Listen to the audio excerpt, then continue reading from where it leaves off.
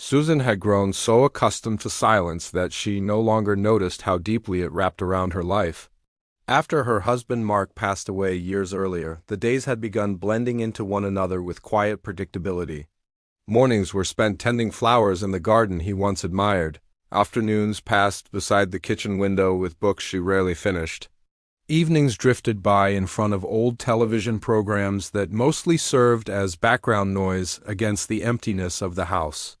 She had convinced herself this kind of life was enough, safe, stable, free from disappointment. The world outside continued moving while she remained carefully tucked away inside routines that demanded nothing from her heart. Then one evening, while drying dishes after dinner, she heard a soft knock at the front door. Not loud or impatient, but hesitant, almost uncertain, like someone debating whether they should leave before being noticed. Curious, Susan wiped her hands on a towel and opened the door to find Ben standing there holding a small basket covered with a linen cloth. He looked strangely nervous, shifting his weight slightly as though he regretted coming over. Ben had lived next door for a couple of years. They exchanged polite smiles while collecting mail or working in their yards, but nothing beyond occasional conversations about weather or neighborhood gossip. He was divorced, quiet, reserved. That night, however, there was something different in his expression, something vulnerable she had never noticed before. He awkwardly lifted the basket and explained he had baked too many scones while experimenting in the kitchen. He thought she might enjoy some. The gesture surprised her so much she nearly laughed. No one had shown up at her door with homemade food in decades. There was something unexpectedly touching about the effort, about the nervousness in his eyes while he waited for her response. Susan thanked him warmly and invited him inside for tea. They sat together in the sunroom while fading evening light spilled through the windows in soft golden streaks. Susan prepared chamomile tea in the same porcelain cups she used during her years with Mark, though for the first time in ages those cups no longer felt tied only to grief. Conversation began slowly, carefully. Like two strangers testing the strength of fragile ice beneath their feet, Ben admitted he had recently started baking, to keep himself occupied during lonely evenings after work. Susan listened more closely than she realized, noticing how his voice softened whenever he mentioned his daughter who mostly lived with her mother. There was a sadness tucked beneath his calm demeanor, a loneliness she recognized immediately because it mirrored her own. When he quietly confessed how much he missed his daughter and how strange it felt watching children slowly build lives separate from their parents, Susan felt something shift between them. She understood that ache intimately, the realization that love often meant learning how to let go, while pretending it hurt less than it truly did. Their eyes met for a brief moment, and in that silence there was recognition. Two people quietly acknowledging wounds neither spoke about openly, by the time Ben left later that night. After too much tea and several scones shared between them, Susan realized the emptiness in her chest no longer felt quite as permanent. She tried convincing herself it had only been a pleasant evening between neighbors, nothing more. Yet, as she prepared for bed, she kept glancing toward the remaining scone and wondering why the house suddenly felt different. Over the following days, she caught herself looking toward Ben's yard, more often than usual, listening for sounds outside, lingering longer while watering flowers near the fence. She felt foolish for noticing these things at her age. Still, the feeling remained. A few days later, while trimming lavender bush in her front yard, she heard Ben call out from across the property line asking if she needed help. Susan turned to see him standing there, with rolled sleeves, dirt smudged lightly across one hand, smiling in a way that seemed far more relaxed than before. He joked about his failed attempts at gardening and admitted he was hoping his yard might someday resemble hers. Susan laughed genuinely, perhaps for the first time in months, and together they spent the afternoon working beside one another, beneath warm sunlight and the scent of fresh soil. At one point, Ben leaned casually against the fence and invited her to dinner. The invitation caught her off guard. It had been so long since a man asked her to dinner that she almost forgot how to respond. Yet something about his uncertainty reassured her. He wasn't smooth or overly confident. He looked just as nervous as she felt.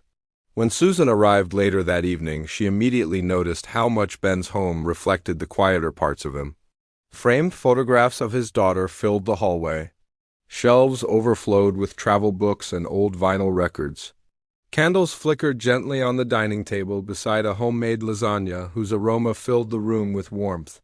Nothing about the evening felt extravagant, but that simplicity somehow made it more meaningful. As they shared dinner, conversation deepened naturally. They spoke not only about past relationships and disappointments, but about the dreams they once carried before life redirected them elsewhere. Ben confessed he once imagined opening a small cafe near the ocean after retirement, while Susan admitted she and Mark used to plan long road trips together. That never happened because death interrupted those plans too soon. Usually Susan avoided discussing Mark, because speaking his name aloud felt dangerously close to reopening old wounds, yet with Ben it didn't feel painful. He simply allowed her grief to exist beside his own. After dinner they sat together on the back porch, while stars slowly appeared overhead. The air smelled faintly of cut grass and distant rain. For a long while neither of them spoke, yet the silence between them carried comfort instead of awkwardness. Then, carefully, Ben reached over and brushed his fingers against hers. The touch was hesitant, almost questioning, as though asking permission rather than assuming it. Susan froze briefly, not because she disliked it, but because she had forgotten how tenderness felt after spending so many years untouched. Eventually she allowed her fingers to curl gently around his hand. It wasn't passion or urgency that moved through her. It was safety, warmth, the quiet realization that someone still saw her not as a widow frozen in memory, but as a woman still capable of being known. From that evening onward their connection grew through ordinary moments, rather than dramatic declarations. Ben began leaving little things at her doorstep, fresh bread he baked, notes recommending books, flowers clipped from his struggling garden. They started taking evening walks together, beneath old trees lining the neighborhood sidewalks.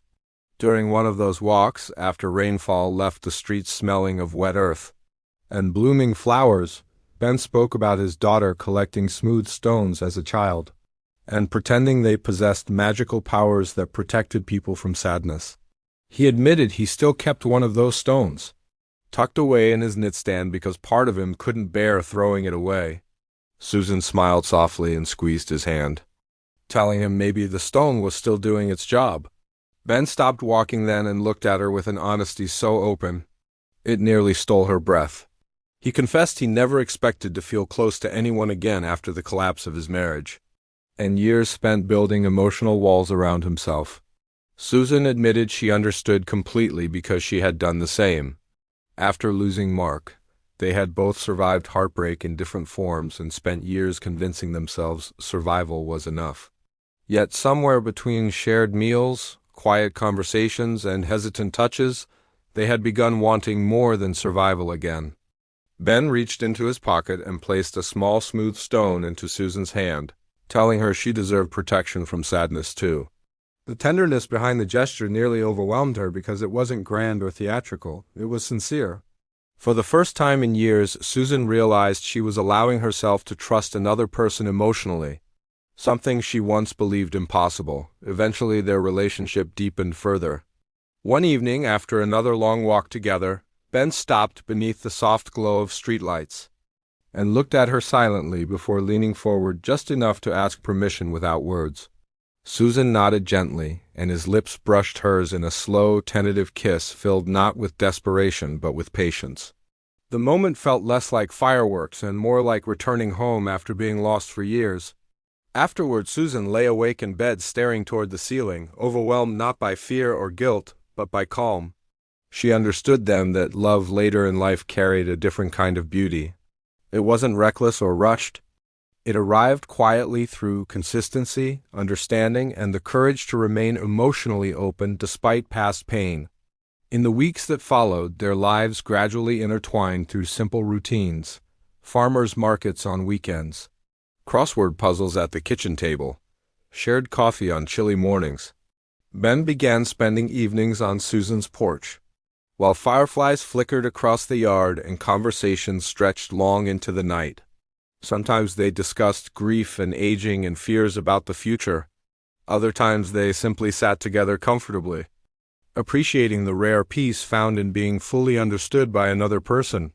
One night, while watching darkness settle softly around the neighborhood, Ben squeezed Susan's hand and admitted he believed they had found each other exactly when they were meant to. Susan rested her head against his shoulder and quietly told him perhaps they were only finally ready to truly see each other. The words lingered between them because both knew how much courage it had taken to arrive at this point. Their love story wasn't built on youthful fantasy or perfect timing. It was built on healing, patience, vulnerability, and the quiet decision to keep opening their hearts despite knowing how easily life could wound them again. Susan eventually realized the greatest change wasn't simply falling in love with Ben. It was rediscovering parts of herself she thought had disappeared forever. She laughed more easily now. She looked forward to mornings again. The future no longer felt like an empty hallway stretching endlessly ahead. Instead, it felt uncertain in the best possible way. Full of possibilities she once believed belonged only to younger people. Sitting beside Ben one warm evening, while summer wind drifted through the garden, Susan finally understood something important. Life did not stop offering connections simply because years had passed or heartbreak had already visited. Sometimes the most meaningful chapters begin quietly, with uncertain knocks at the door, homemade scones, wrapped in linen cloth, and two lonely people brave enough to let each other in.